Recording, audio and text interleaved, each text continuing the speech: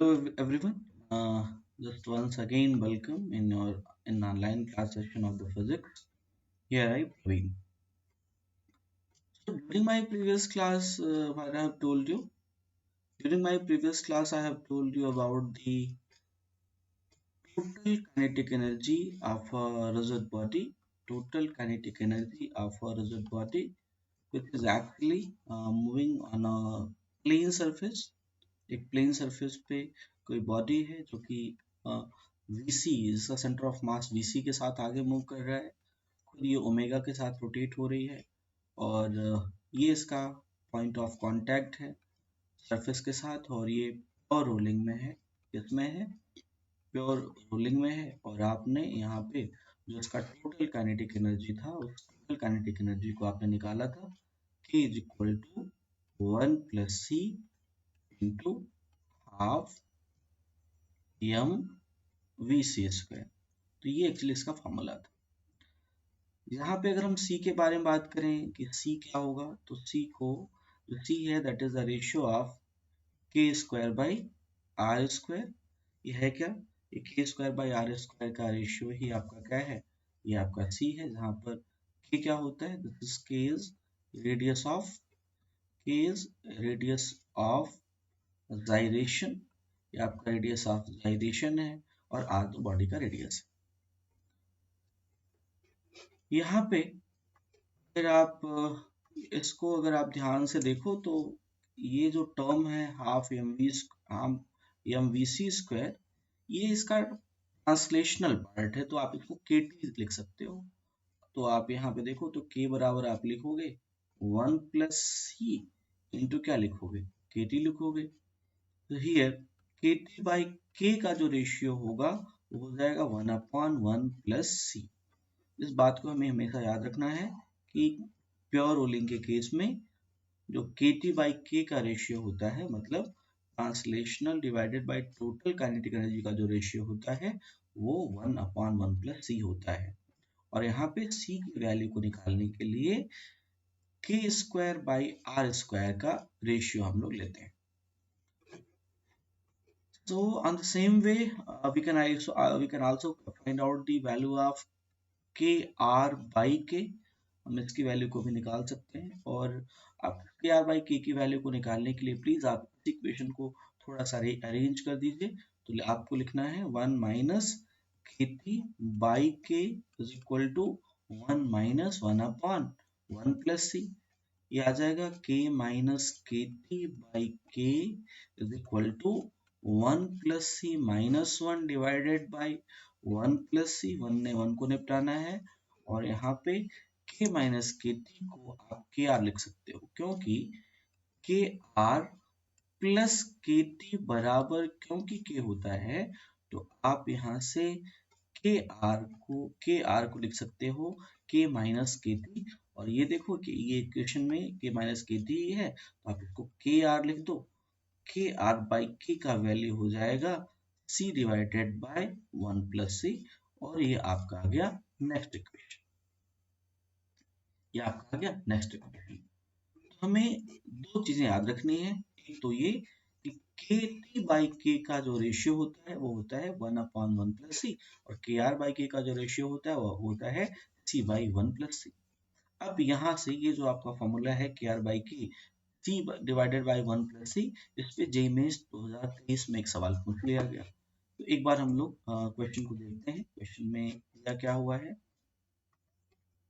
यहाँ पर आप देखो क्वेश्चन में क्या दिया हुआ है। तो क्वेश्चन में एक्चुअली एक स्फेरिकल सेल के बारे में बात कर रहे हैं। किसके बारे में बात कर रहे हैं? एक रोलिंग स्फेरिकल सेल के बारे में बात कर रहे हैं। तो ये क्वेश्चन है आपके जॉइंट इंजीनियरिंग एंट्रेंस एग्जामिनेशन का और ये मेंस का है, जेईई मेन। तो ये आपके रोलिंग बॉडी के बारे में बात कर रही है। एक रोलिंग बॉडी है और ये जो रोलिंग बॉडी है वो बेसिकली स्फेरिकल सेल है। ये क्या है? यह एक स्फेरिकल सेल है जो कि रोल कर रहा है। एक स्फेरिकल सेल है जो कि क्या कर रहा है, जो कि यहाँ पे रोल कर रहा है, स्फेरिकल सेल। और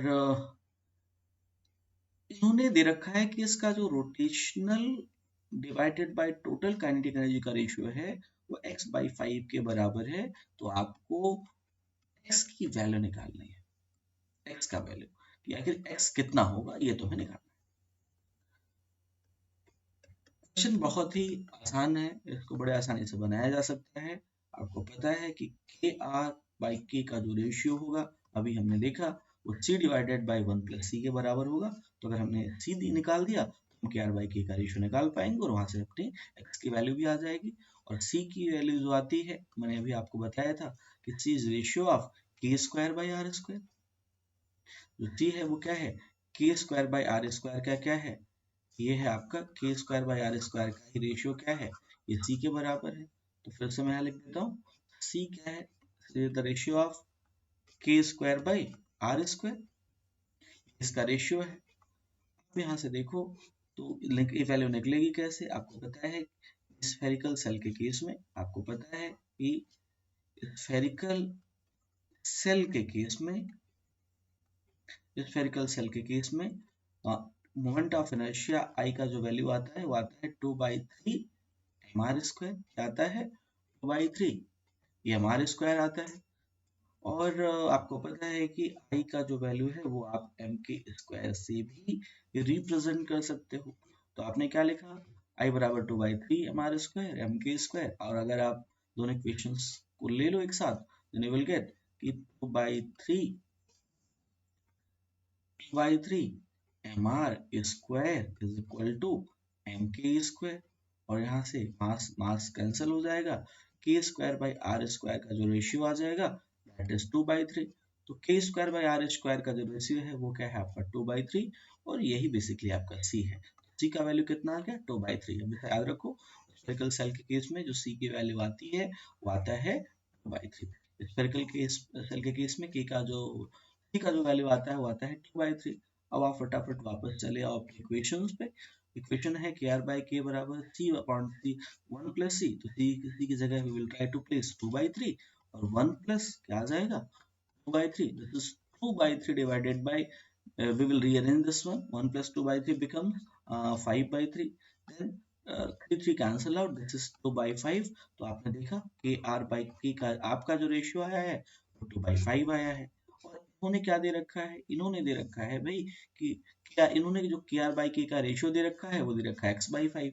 तो अगर हम x/5 को 2/5 से कंपेयर करें, अगर हम लोग x/5 को 2/5 से कंपेयर करें, 5 कैंसल आउट, x का वैल्यू क्या आ गया, ये आपका जो x का वैल्यू आया 2 के बराबर, यही आपका क्या है, यही आपका फाइनल आंसर है। तो आपने देखा कितनी आसानी से हमने मेंस के एक छोटे से सवाल को बना लिया, और उसके पीछे का जो कॉन्सेप्ट था वो वही था, that is the ratio of rotational kinetic energy and total kinetic energy.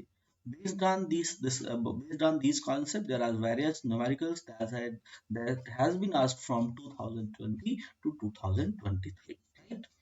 So I hope you will enjoy this video and wait for the next video.